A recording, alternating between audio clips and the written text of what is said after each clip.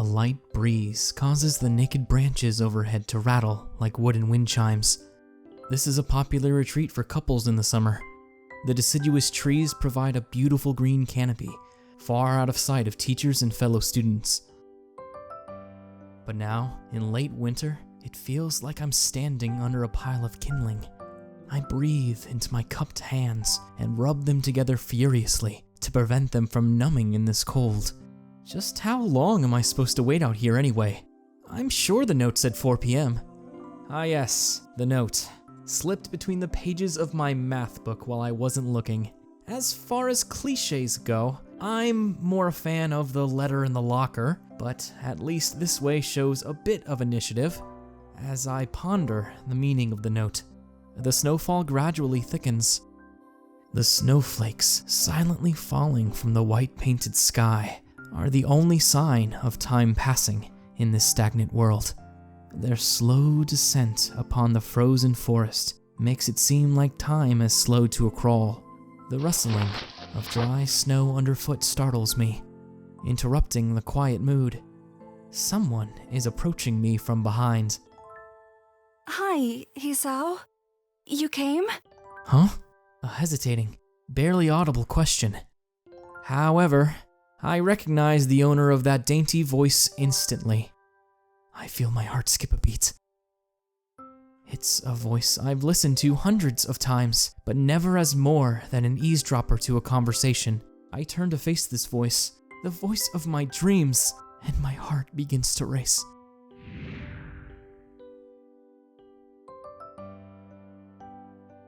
Iwanako? I got a note telling me to wait here. It was yours? Damn it. I spent all afternoon trying to come up with a good line, and that was the result. Pathetic. Yes. I asked a friend to give you that note. I'm so glad you got it. A shy, joyous smile that makes me so tense I couldn't move a single muscle, even if I tried.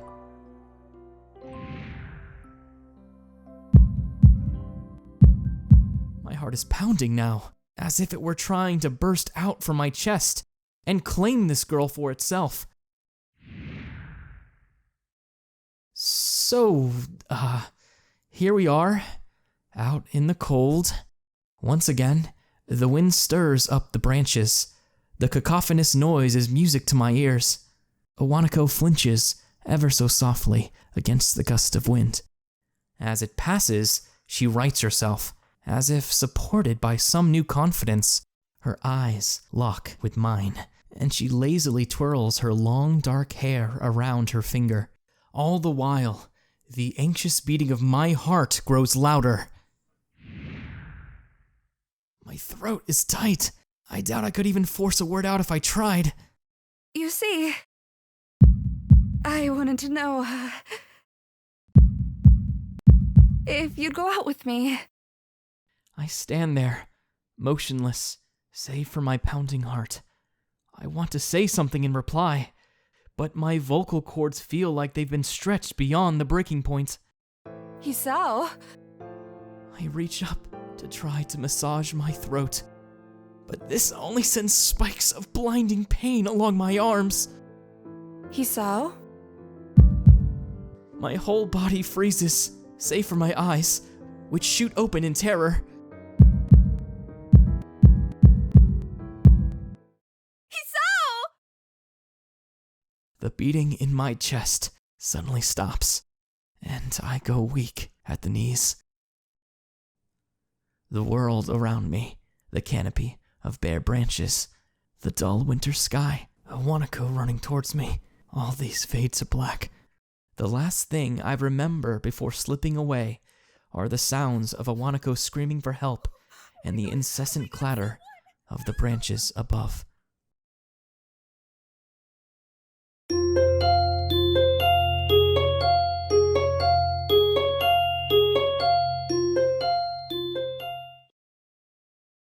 It's been 4 months since my heart attack. In that whole time, I can probably count the times I've left this hospital room unsupervised on one hand. 4 months is a pretty long time when you're left alone with your thoughts. So I've had plenty of time to come to terms with my situation. Arrhythmia. A strange word. A foreign, alien one. One that you don't want to be in the same room with. A rare condition. It causes the heart to act erratically and occasionally beat way too fast. It can be fatal. Apparently, I've had it for a long time. They said it was a miracle that I was able to go on so long without anything happening. Is that really a miracle? I guess it was supposed to make me feel better, more appreciative of my life. It really didn't do anything to cheer me up. My parents, I think, were hit harder by the news than I was. They practically had 2 hemorrhages apiece. I had already had a full day by then to digest everything. To them, it was all fresh. They were even willing to sell our house in order to pay for a cure. Of course, there isn't a cure. Because of the late discovery of this condition, I've had to stay at the hospital to recuperate from the treatments. When I was first admitted, it felt as if I was missed. For about a week, my room in the ward was full of flowers, balloons, and cards. But the visitors soon dwindled, and all the get-well gifts began trickling down to nothing shortly after. I realized that the only reason I had gotten so many cards and flowers was because sending me their sympathy had been turned into a class project. Maybe some people were genuinely concerned, but I doubt it. Even in the beginning, I barely had visitors. By the end of the first month, only my parents came by on a regular basis. Iwanako was the last to stop visiting. After 6 weeks, I never saw her again. We never had that much to talk about when she visited, anyway. We didn't touch the subject that was between us on that snowy day ever again. The hospital? It's not really a place I'd like to live in. The doctors and nurses feel so impersonal and faceless. I guess it's because they are in a hurry and they have a million other patients waiting for them, but it makes me feel uncomfortable. For the first month or so, I asked the head cardiologist every time I saw him for a rough estimate of when I'd be able to leave. He never answered anything in a straightforward way, but told me to wait and see if the treatment and surgeries worked. So, I idly observed the scar that those surgeries had left on my chest slowly change its appearance over time, thinking of it as some kind of an omen. I still ask the head cardiologist about leaving, but my expectations are low enough now that I'm not disappointed anymore when I don't get a reply. The way he shuffles around the answer shows me that there is at least some hope. At some point, I stopped watching TV. I don't know why, I just did. Maybe it was the wrong kind of escapism for my situation. I started reading instead. There was a small library at the hospital, although it was more like a storeroom for books. I began working my way through it, one small stack at a time. After consuming them, I would go back for more. I found that I liked reading, and I think I even became a bit addicted. I started feeling naked without a book in my hands, but I loved the stories. That was what my life was like. The days became increasingly harder to distinguish from each other, differing only by the book I was reading and the weather outside. It felt like time blurred and some kind of gooey mess I was trapped inside instead of moving within. A week could go by without me really noticing it. Sometimes I'd pause in realization that I didn't know what day of the week it was. But other times, all the things that surrounded me would painfully crash into my consciousness through the barrier of nonchalance I had set up for myself. The pages of my book would start to feel sharp and burning hot, and the heaviness in my chest would become so hard to bear that I had to put the book aside and just lay down for a while, looking at the ceiling as if I was going to cry. But that happened only rarely, and I couldn't even cry. Today, the doctor comes in and gives me a smile. He seems excited, but not very. It's like he's trying to make an effort to be happy on my behalf. My parents are here.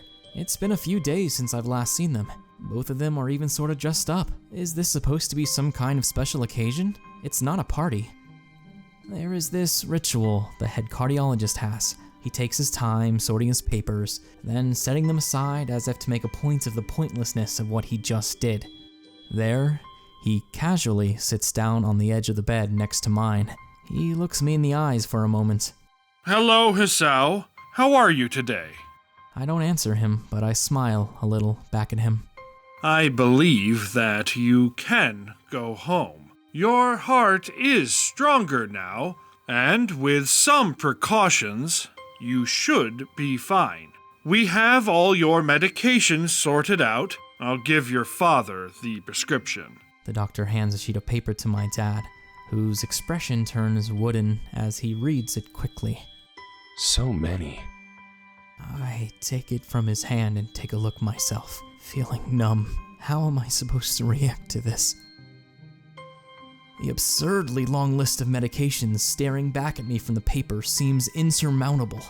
They all blend together in a sea of letters. This is insane. Side effects, adverse effects, contradictions, and dosages are listed line after line with cold precision. I try to read them, but it's so futile. I can't understand any of it. Attempting to only makes me feel sicker. All this for the rest of my life. Every day? I'm afraid that is the best we can do at this point. However, new medications are always being developed, so I wouldn't be surprised to see that list fade over the years. Years? What kind of confidence booster is that? I'd have felt better if he hadn't said anything at all. Also, I've spoken with your parents, and we believe that it would be best if you don't return to your old school. What? Please, calm down, Hisao. Listen to what the doctor has to say. Calm down? The way he says it tells me he knew full well that I wouldn't like it. Am I going to be homeschooled? Whatever my concern shows, it's ignored. We all understand that your education is paramount. However, I don't think it's wise for you to be without supervision. At least, not until we're sure that your medication is suitable. So, I've spoken to your parents about a transfer. It's a school called Yamaku Academy that specializes in dealing with disabled students. Disabled? What? Am I? It has a 24-hour nursing staff, and it's only a few minutes from a highly regarded general hospital. The majority of students live on campus. Think of it as a boarding school of sorts. It's designed to give students a degree of independence while keeping help nearby. Independence? It's a school for disabled kids. Don't try to disguise that fact. If it was really that free, there wouldn't be a 24-hour nursing staff. And you wouldn't make a hospital being nearby a selling point. Of course, that's only if you want to go, but your mother and I really aren't able to homeschool you. I went out there and had a look a couple of weeks back. I think you'd like it. It looks like I really don't have a choice. Compared to other heart problems, people with your condition usually tend to live long lives. You'll need a job one day, and this is a good opportunity to continue your education. This isn't an opportunity. Don't call it an opportunity. Don't call it a goddamn opportunity. Well, you should be excited at the chance to go back to school. I remember you wanted to return to school, and while it's not the same one... A special school? That's an insult. That is what I want to say. It's a step down. It's not what you think. All of the students there are pretty active in their own sort of way. It's geared towards students that can still get around and learn, but just need a little help in one way or another. Your father's right, and many of the graduates of the school have gone on to do amazing things. A person doesn't have to be held back by their disability. One of my colleagues in another hospital is a graduate. I don't care. A person doesn't have to be held back by their disability? That's what a disability is. I really hate that something so important was decided for me. But what can I do about it? A normal life is out of the question now. It's funny. I always thought my life was actually kind of boring, but now I miss it. I want to protest. I want to blame this lack of a reaction on shock or fatigue. I could easily yell out something now, something about how I can go back to school anyway. But no, I don't say anything. The fact is, I know now it's futile. I look around the room, feeling very tired of all this. The hospital, doctors, my condition, everything. I don't see anything that would make me feel any different. There really isn't a choice. I know this, but the thought of going to a disabled school, what are those even like? As much as I try to put a positive spin on this, it's very difficult. But let me try. A clean slate isn't a bad thing. That is all I can think of to get me through this. At least I still have something, even if it's a special school. It's something. It's a fresh start, and my life isn't over. It would be a mistake to just resign myself to thinking that. At the very least, I'll try to see what my new life will look like.